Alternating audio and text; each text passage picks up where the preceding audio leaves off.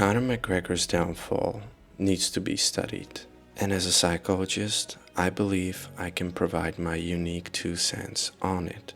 Conor has problems with the so-called 4 masculine archetypes. These archetypes were written down by a psychologist named Robert Moore, and he spoke about the warrior, which is the doing aspect of the psyche, about the magician, which is the thinking aspect of the psyche, about the lover, which is the feeling aspect of the psyche, and then about the king, which is a being aspect of your psyche. It is precisely the archetype of the king that is problematic for Conor. The king is an archetype that only gets activated when you have the proper warrior, magician, and lover. The king is someone who is centered, has integrity and values, and is the protector of his realm and his people. He provides order, laws, and justice, and is inspiring and builds a legacy. All these things Conor lost. The warrior is what Conor used to be for the Western civilization. He embodied this archetype, and many men found this warrior energy through watching Conor and then feeling a bit of that energy in themselves as well. This has been lost also. Magician is the guy, the old man that helps others. You can think of Gandalf. Conor never has been that, although he tried to inspire many MMA fighters, but this archetype is also underdeveloped with him. Then there's a lover, and healthy lover is not addicted because he feels joy and positive emotions mainly through his relationships with people and seeing the lightness of being in his life, which Conor used to have but now only finds in drugs. Robert Moore said that in the absence of the king, the warrior becomes a mercenary. The magician becomes a sophist, someone who's able to argue any position and believes in none. And the lover, worst of all, in the absence of the king, becomes an addict, which is exactly what happened to Conor.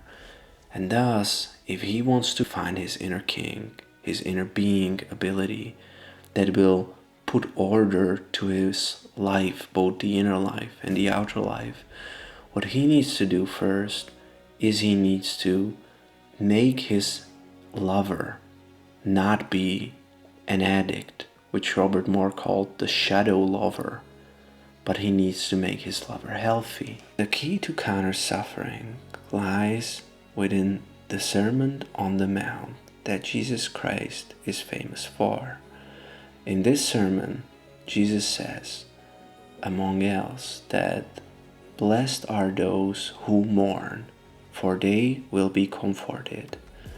Conor needs to learn to mourn, because this is exactly what addiction recovery looks like. This has a very simple psychological message, and it basically means that you are blessed by God if you are feeling bad. Why? Because by feeling bad, you learn to not be attached to the pleasurable feelings. If Conor could just learn to sit, to be with his emotions, with whatever would arise, not think, not do, just sit, and allow whatever is there to be there.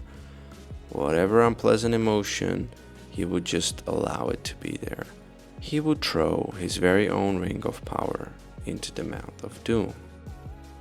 The ring in Lord of the Rings shows us the addictive quality within the human psyche, but if you want to destroy that quality, you need to throw it violently into Mount Doom. This would be symbolized for Conor by just doing nothing. This would not only awaken his inner king, which is the aspect of being in the psyche, but it would also help him with his shadow addicted lover archetype within him. Conor also needs the warrior archetype awakened again, as we can see in this clip from Robert Moore. People who have an insufficient warrior initiation have insufficient outrage. at the real evil in the world. So, you know, I'm not impressed with people who try to tell me that the warrior's a bad thing. Because if you don't have any warrior, you can meditate in white light meditation while children are being eaten all around the world and not feel a thing except bliss. Do you read me? And there are a lot of people who are blissed out through meditation and other spiritual techniques, who managed to make themselves completely incapable of discerning evil, real radical evil, wherein it exists. And that capacity comes from no other sector of the psyche. It is because Conor lives in the world of no evil, where evil doesn't pretty much exist for him. He acts as if there is no good and evil. He acts as if everything was relative. We can see that by his many depictions and fascinations about movies such as The Wolf of Wall Street and Scarface. According to Robert Moore, there is a pre-modern concept of evil, which is that evil is something sneaky and something that disguises itself, something that creates false perceptions, something that is seductive, is contagious, and is present long before you realize it. Evil, in the pre-modern mythological view, erodes your personal and social life, corrupts your creativity and vitality, and it denies mortality and all human limitations. This is exactly what Conor has to take on, because in this conception, evil is its own reality, meaning it's not just like in the modern psychotherapy systems, some part of you that needs to be owned again, or it's not something like, oh, it's, you know, it's all relative, it's all in your psyche. No, what I like here to point out is that evil in its pre-modern mythological form is something that exists as a separate thing to your psyche, as an agent or an alien that is hostile to you in your psyche. It wants to take control over it. It has false perceptions. Oh, nothing's really going on.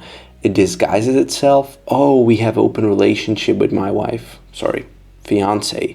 I'm just, keeping it that way. It's contagious, meaning you cannot stop. It's seductive. It feels cool to you to do it. It's present long before you realize it, meaning, it starts a long way before and it slowly builds up on you.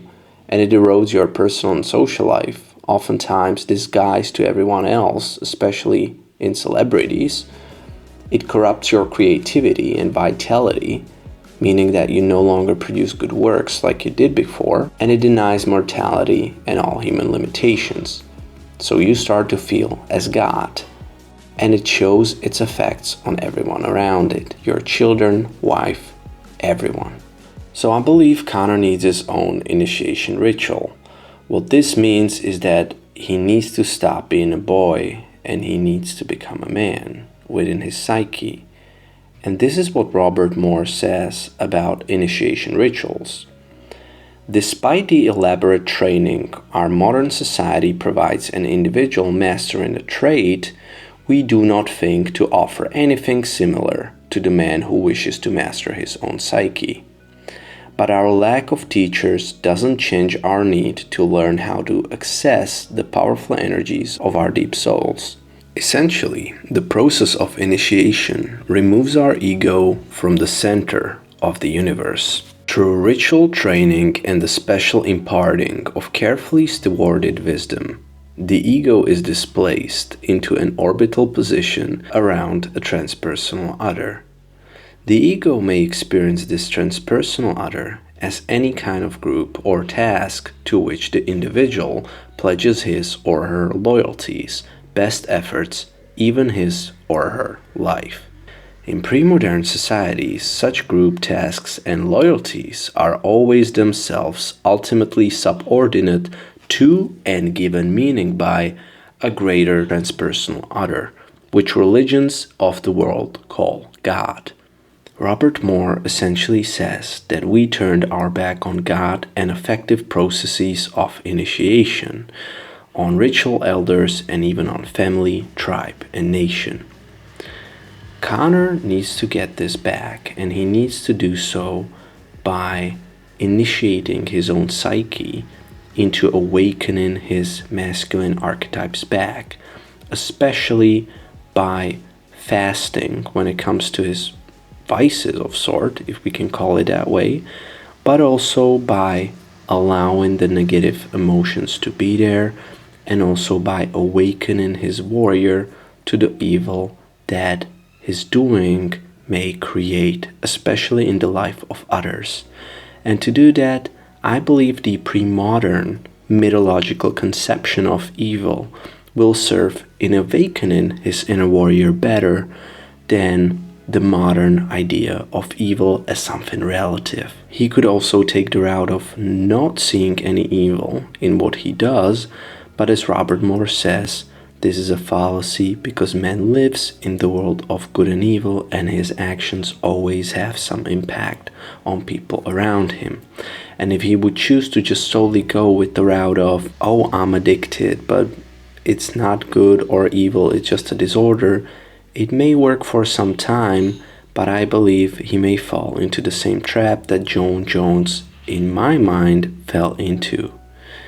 You may believe that there is no evil in what you do and that you're just disordered, but by that you will be robbed, I believe, of this great warrior quality within you that can give you the energy needed to finally beat this thing. This was my first video essay of this sort, and I hope you guys liked it, and hopefully it was understandable. I will try to make better ones just like this one in the future. If you want to see them, I'll be very glad if you give me a subscribe and click on the alarm bell that's right next to it so that you don't miss any more videos like this one. And I will look forward to talking to you guys very soon with another video. Have a good one and see you guys later. Peace.